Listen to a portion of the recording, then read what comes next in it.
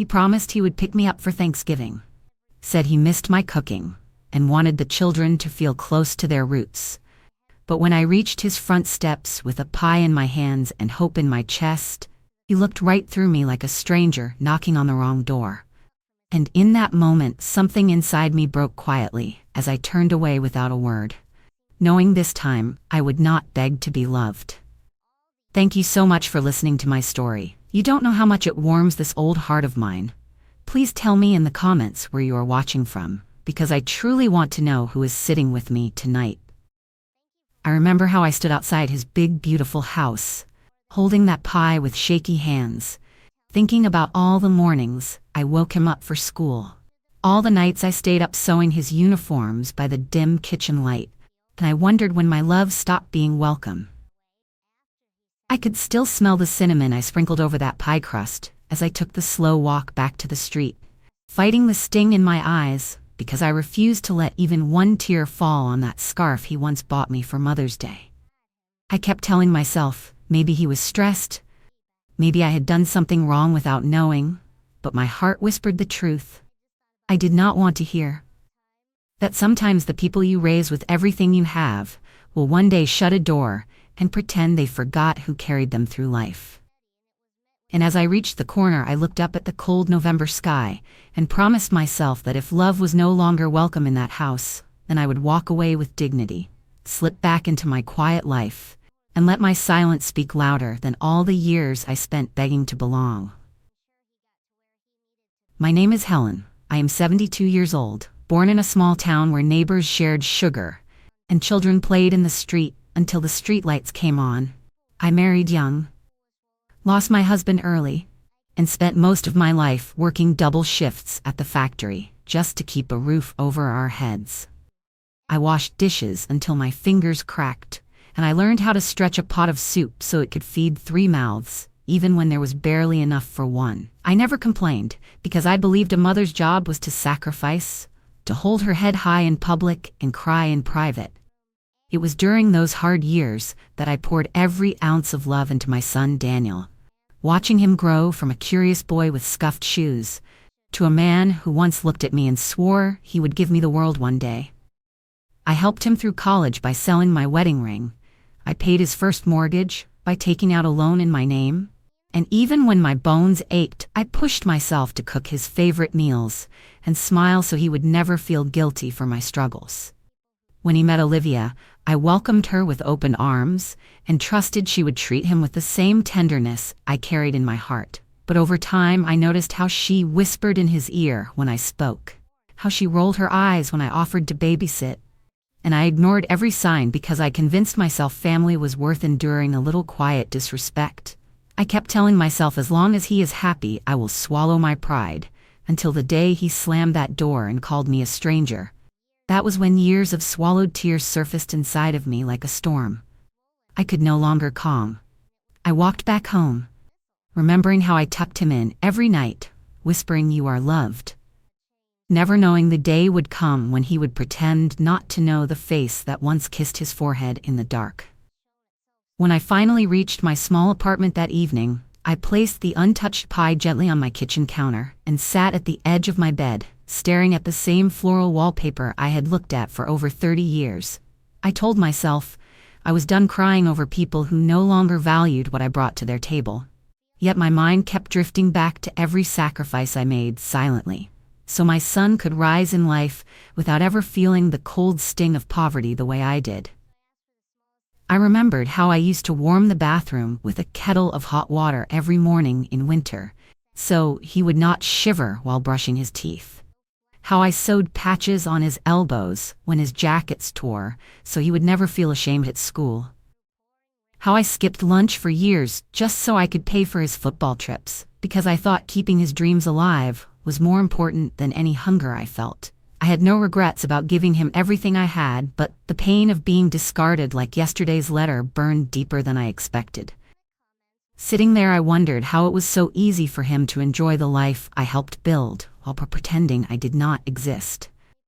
I poured myself a cup of tea, letting the steam fog up my glasses, and in that quiet moment, I made a decision I never imagined I would make.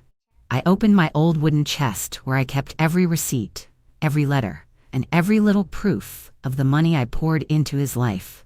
Not to shame him, but to remind him of a truth he had chosen to forget. I pulled out photographs of him standing proudly in front of his first car, which I secretly helped him buy. Letters he wrote when he promised he would pay me back one day, and the document that proved I paid the down payment on the house he now called his own. I sat there carefully arranging everything on the table until it formed a story of a mother's devotion that money could never measure. My hands trembled as I wrote a simple note in my neatest handwriting. Just one line that said, "The house you live in, the car you drive, and the life you enjoy were all built on the heart you just broke." I folded that note, placing all the documents behind it, then slipped it into a plain envelope. I tucked it into my coat pocket and walked back out under the cold night, determined not to cry, because I wanted him to understand. I was not angry.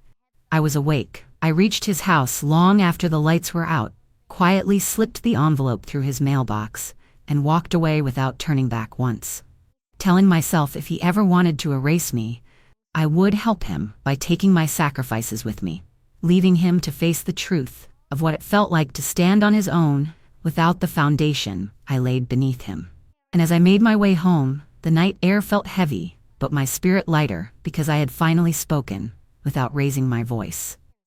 I slept lightly that night, with my bedroom window slightly open to let in the cool autumn breeze, wondering whether he would even bother to open that envelope, or if Olivia would toss it straight into the trash before he ever saw the truth. Part of me hoped he would feel just a flicker of shame when he unfolded those papers, but another part of me felt strangely peaceful, knowing I had finally stopped begging for kindness that should have been given freely. When dawn broke, I made myself oatmeal, just like I used to when money was tight, and sat in my armchair watching the street wake up. I reminded myself that I had survived much worse than an ungrateful son. I had survived nights when I went to bed hungry to make sure he ate. I had survived the pain of losing my husband and carrying the weight of our dreams alone. I had survived back-breaking work and exhaustion, so deep it felt like I was moving through water. So if I could make it through all that, then surely I could make it through this heartbreak too. I decided not to stay by the phone, waiting like a forgotten coat hanging by the door. Instead, I cleaned my little kitchen, humming old hymns, watered my plants, and even walked to the corner store to buy myself flowers, because I thought after all these years of loving someone else, it was time I brought a little beauty into my own life. I placed those flowers in a glass jar above the kitchen sink, and whispered to myself that sometimes the greatest act of strength is choosing to move forward without an apology. I went to bed early that night expecting nothing, yet just as the clock struck midnight, my phone lit up with his name blinking over and over again. I stared at the screen without picking up, letting it ring until it stopped. Then it rang again and again.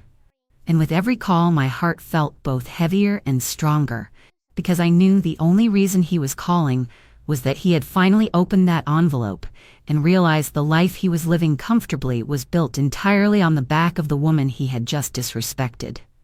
I placed the phone face down and turned off the light, telling myself that some lessons needed silence to echo loud enough to be felt.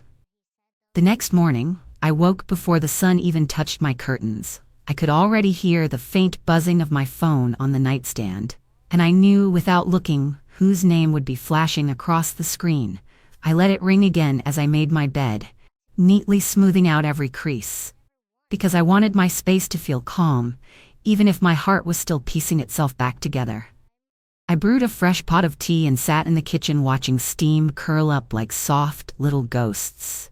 I felt my hands shaking, not from fear, but from the weight of choosing myself after so many years of being told that mothers should always forgive, no matter how badly they are treated. I remembered how often I had rushed to his side whenever he needed money or support without asking any questions.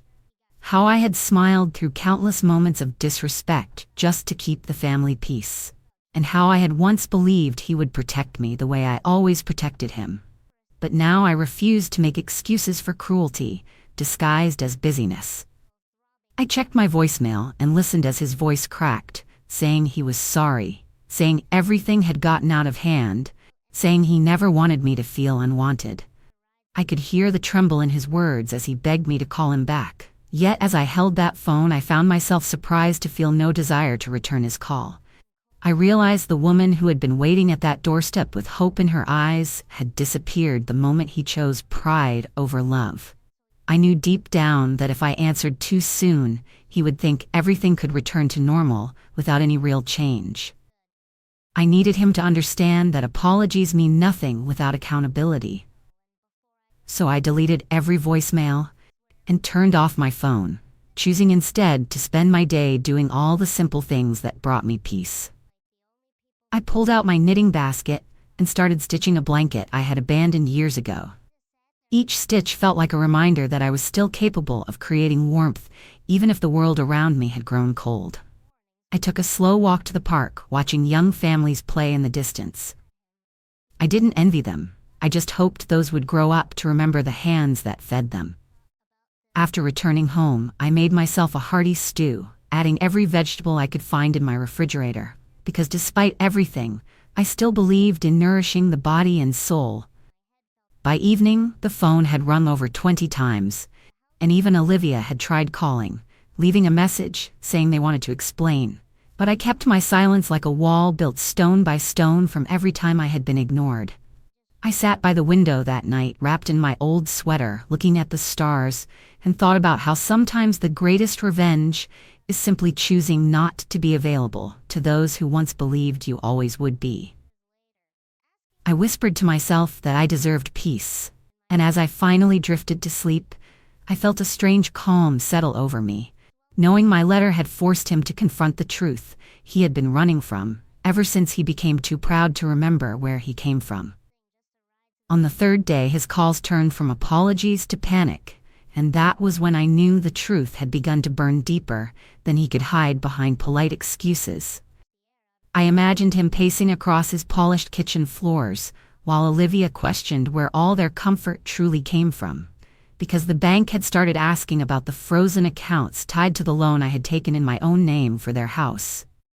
I pictured him scrolling through old memories, realizing too late that every birthday he celebrated in that grand dining room was made possible by the woman he had just cast out without a sliver of shame. Instead of calling back, I poured myself another cup of tea, letting the rich scent of peppermint remind me there was still sweetness in life, even if it no longer came from him. By afternoon, I received a message from his neighbor, Mrs. Richards, asking if I was all right because she had seen him looking pale outside and arguing with his wife in the driveway. I smiled softly, not out of spite, but out of a deep understanding that sometimes life teaches lessons without our hand needing to push. I spent the rest of the day digging through my closets, deciding it was time to sort through my life and keep only what truly mattered. I filled a box with old photographs, his baby shoes, and the tiny drawing he once made of us holding hands in front of a house he said he would buy me one day when he became rich. I looked at that faded drawing and felt a single tear slide down my cheek, not because I was sad, but because somewhere along the way, we both forgot the purity of that promise. And perhaps this pain was a reminder that love should never be based on what we can give someone, but on who we are to them.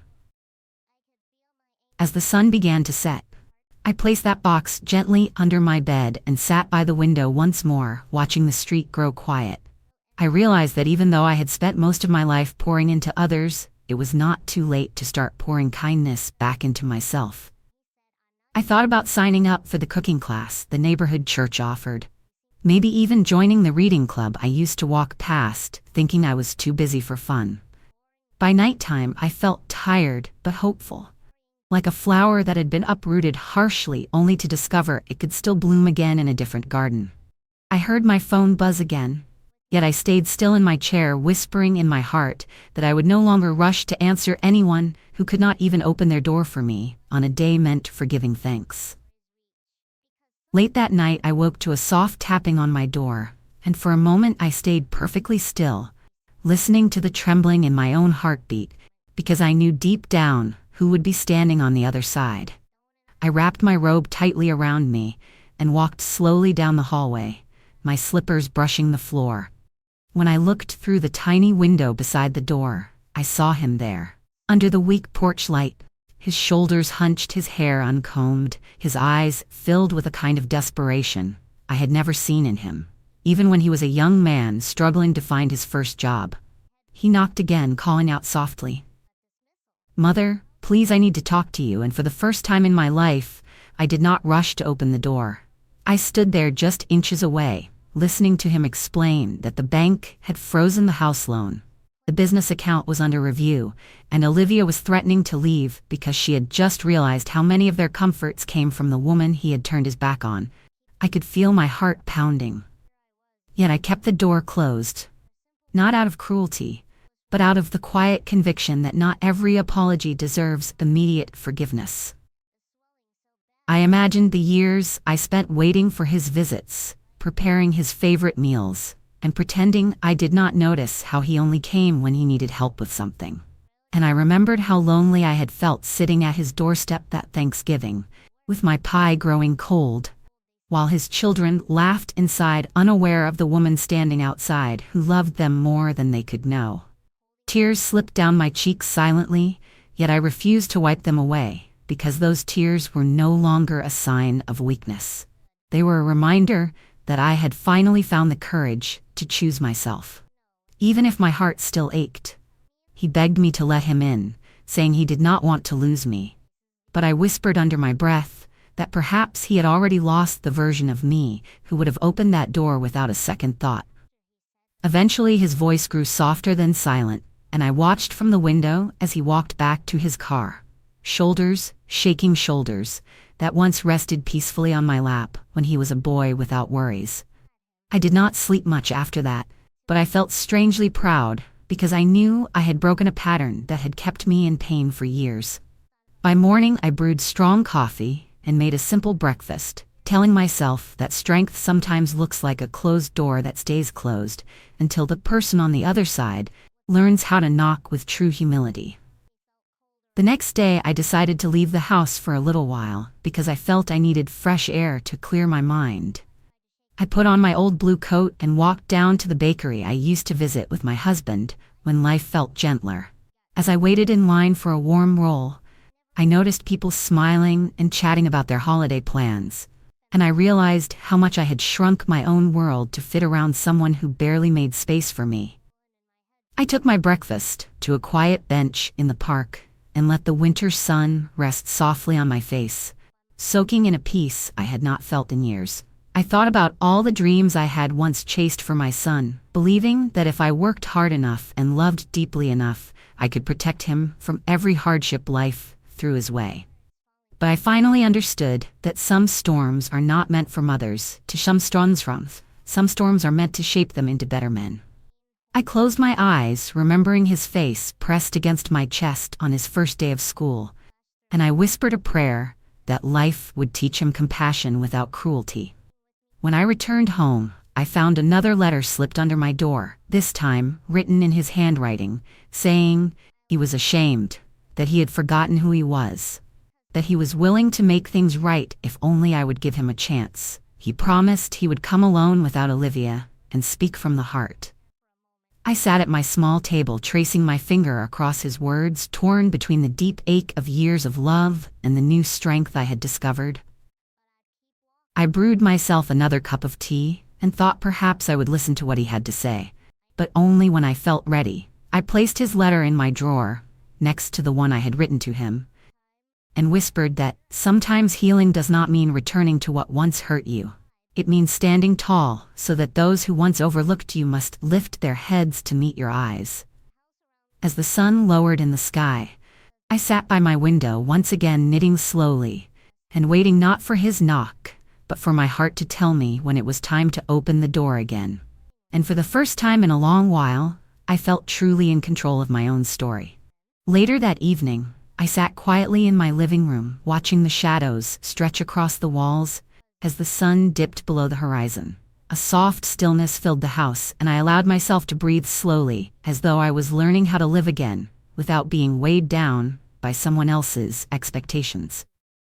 I thought about how far I had come from that moment on his doorstep, when my heart had been bursting with hope, only to be shattered in a single breath. I realized that sometimes the most painful experiences become the very thing that awakens our strength. I reached into my drawer and pulled out his letter again, reading his words until they no longer made my hands tremble. He said he wanted to speak from the heart and show me he was truly sorry. Yet I knew that forgiveness without understanding would only lead me back to the same heartache I had just escaped. So I set the letter down and decided that if he truly wanted to make amends, he would have to meet me on my terms, rather than expecting me to rush back into the role of a mother who always saved him from the consequences of his actions. I poured myself a glass of water and stood by the window looking at the quiet street with a calm I had not felt in many years. I whispered to myself that I was no longer waiting for anyone to make me feel valued. I was learning to find value in my own presence. I promised that I would listen to him when the time came, but only if he showed up, not with excuses or fear of losing his comfort, but with genuine humility. I turned off the lights and walked to my bedroom, letting the moonlight guide me because I wanted to end the day, trusting that sometimes silence is not a punishment, but a boundary. I tucked myself under the blankets, and as I drifted towards sleep, I found myself softly smiling, knowing I had finally stepped out of my son's shadow and into the quiet dignity I had long forgotten I deserved. The following morning I rose with a sense of purpose threading itself through my thoughts.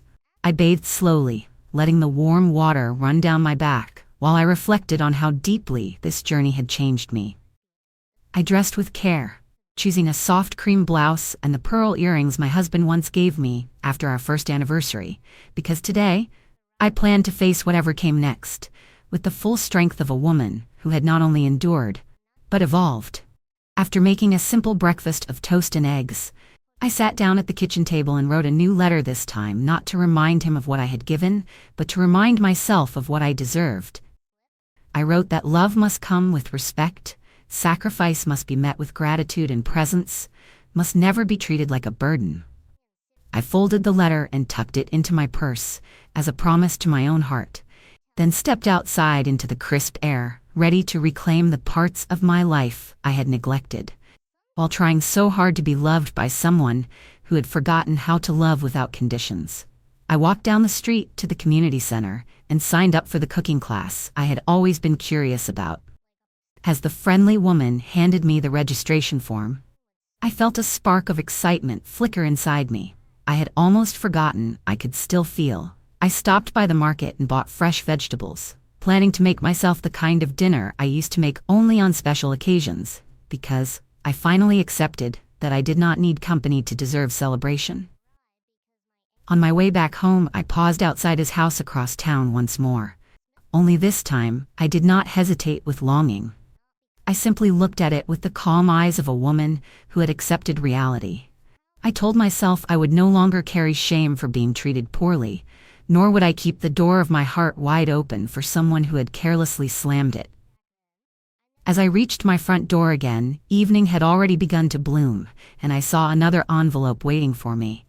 But rather than rush to read it, I placed it on my table and poured myself a cup of tea, choosing first to sit in my favorite chair, watching the sky turn shades of gold and violet. I whispered yes to myself, knowing that healing was not about denying pain, but about choosing to rise each day despite it. I picked up the envelope and held it close, yet did not open it immediately because I no longer needed anyone else's words to define my worth. Instead, I closed my eyes and thanked life quietly for giving me the chance to start loving myself after so many years of placing my heart in hands that did not know how to hold it gently. Nightfall found me sitting in that same chair holding the unopened envelope as though it were made of glass, and I was still deciding whether to set it down gently or drop it altogether. I finally slid my finger beneath the seal and unfolded the letter slowly, bracing myself for whatever words he had chosen this time. His handwriting looked less confident than usual, and as I read each sentence, I could hear his voice trembling in my mind. He wrote that he had been reflecting on his life and had realized with shame that every major step he had taken upward had always been supported by me, quietly standing beneath him. He admitted that Olivia had mocked my habits and opinions while he remained silent, because he wanted to keep peace in his marriage, even if it meant sacrificing his relationship with me. He confessed that after reading my note and seeing the records he had spent hours crying in the garage, knowing that he had not only hurt me, but dishonored every sacrifice I made since the moment I brought him into this world. He begged me not just for forgiveness, but for a chance to become the man I believed he could be, offering to come to my home every week to cook for me, attend my appointments, and rebuild my trust with actions, not words. I placed the letter on my lap and sat very still, letting all the emotions pass over me, like waves crashing against an old rock that refused to surrender to the tide. I did not know if I was ready to let him back into my life in such a way, but I did know that my heart no longer ached with the emptiness it once held. Instead, I felt strong enough to make a decision based on what would bring me peace, rather than what would ease his guilt. I whispered to myself that sometimes love means giving someone another chance, but this time with boundaries born from wisdom. I tucked the letter into the same drawer with my earlier note and promised that if I ever did let him back in, I would do so, not with the softness of a mother who fears losing him, but with the firmness of a woman who has found her worth even without him. A few weeks later, I finally agreed to meet him on a quiet Sunday afternoon at a small cafe near my home, where I felt safe and in control of my surroundings. I arrived early, sitting by the window where sunlight painted gentle patterns on the table. When he walked in, eyes red and shoulders slumped, he approached slowly, and when he sat down, he didn't speak right away. Instead, he placed his hand on the table, palms open, as though offering me the honesty he had once withheld. I listened as he promised he would spend the rest of his life proving that he truly saw me now, not as a burden, but as the foundation of the life he had proudly built. I did not cry or rush to embrace him. I simply nodded and said that forgiveness is not a door to swing open, but a bridge to be rebuilt step by step. He understood, and we sat silently sipping tea, allowing the moment to settle between us like soft snowfall after a long storm. As I watched him remove his wedding band and say he would not return to a marriage that disrespected his mother, I realized sometimes it takes losing everything to recognize what truly matters. I left the cafe with slow, purposeful steps, knowing my heart remained guarded, but not bitter. I walked back to my apartment, feeling lighter than I had in years, trusting that whatever happened next, I would remain true to the strength I had discovered within myself. Thank you so much for staying with me till the end of my story. If this touched your heart, please subscribe and let me know in the comments where you are watching from, so we can continue sharing our journeys together.